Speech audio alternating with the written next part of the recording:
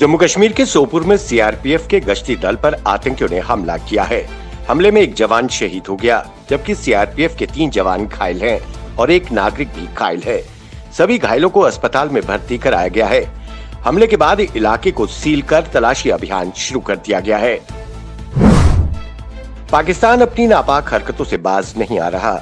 खुफिया सूचना के आधार पर सुरक्षा बलों को मिली जानकारी के अनुसार कुछ आतंकवादी रजौरी जिले के बिम्बर गली में घुसपैठ करने की कोशिश करेंगे। वहीं सुरक्षा बलों की सतर्कता ने आतंकियों को घुसपैठ करते देखकर उन पर फायरिंग शुरू कर दी, जिसमें एक आतंकवादी मारा गया। बाकी आतंकी पाकिस्तान भाग निकले। आतंकी के कब्जे से एक AK-47 राइफल व अन्य गोला बारूद बरामद किया गया है। उत्तरी कश्मीर के कुपवाड़ा जिले के नियंत्रण रेखा पर फरकिया गली सेक्टर में घुसपैठ की बड़ी कोशिश को सेना ने नाकाम कर दिया। सेना की जवाबी कार्रवाई में 2 आतंकी मारे गए, जबकि एक घायल है। कश्मीर घाटी के बारामूला जिले के नौगांव सेक्टर में पाकिस्तानी सेना द्वारा संघर्ष विराम का उल्लंघन कर भारी गोलाबारी की गई। वहीं भारतीय सेना की जवाबी कार्रवाई में पाकिस्तानी सेना के पीओके में एक चौकी तबाह कर दी गई, जिसमें 2 सैनिक मारे गए और 5 पाकिस्तानी सैनिक घायल हुए हैं। जम्मू कश्मीर में एक बार फिर भूकंप के झटके महसूस किए गए। मंगलवार रात 11:32 पर आए इस भूकंप की तीव्रता रिक्टर पैमाने पर 4.6 आंकी गई। बता दें कि इससे पहले किश्तवाड़ में भी भूकंप के झटके महसूस किए गए थे। डॉक्टर्स दिवस पर ICMR के महानिदेशक ने कहा, प्रधानमंत्री नरेंद्र मोदी के विजन जान भी जहान भी को पूरा करने में लगे देश के सभी चिकित्सकों के साथ साथ तमाम स्वास्थ्य कर्मियों को बधाई और आभार, जिन्होंने कोविड-19 महामारी की लड़ाई में दिन रात करते हुए 1000 से अधिक लैब और हर दिन 2 लाख से अधिक कोरोना टेस्ट की क्षमता विकसित की है। भारत और चीन के बीच मंगलवार को लेफ्टिनेंट जनरल स्तर पर तीसरे दौर की बातचीत करीब 12 घंटे तक चली।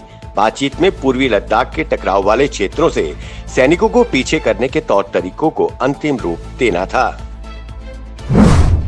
भारत सरकार द्वारा 59 चीनी ऐप्स पर प्रतिबंध लगाने के बाद चीनी कंपनी हुआवे को 5G की दौड़ से बाहर किया जाएगा। गृह मंत्री अमित शाह के नेतृत्व में वरिष्ठ मंत्रियों की बैठक में 5G स्पेक्ट्रम नीलामी से हुआवे को बाहर करने पर सैद्धांतिक सहमति बन गई है।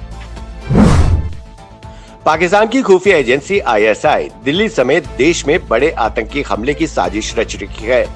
खुफिया सूत्रों ने जानकारी देते हुए बताया कि आतंकियों के निशाने पर देश के बड़े नेता भी हैं।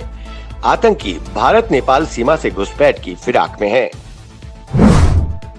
यूनाइटेड नेशंस की एक रिपोर्ट के मुताबिक चीन के बाद भारत में महिलाओं के लापता होने की संख्या सबसे ज्यादा है। मंगलवार को जारी इस रिपोर्ट में कहा गया है कि भारत में पिछले 50 वर्षों के दौरान 4,58,00,000 महिलाएं लापता हुई हैं।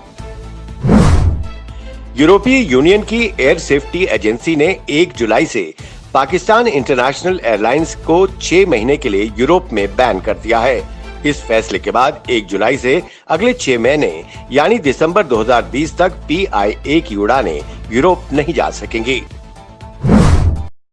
केंद्रीय स्वास्थ्य एवं परिवार कल्याण मंत्रालय की ओर से जारी आंकड़ों के मुताबिक पिछले 24 घंटों में कोरोना के 18,653 नए मामले सामने आए हैं और 507 लोगों की मौत हुई है।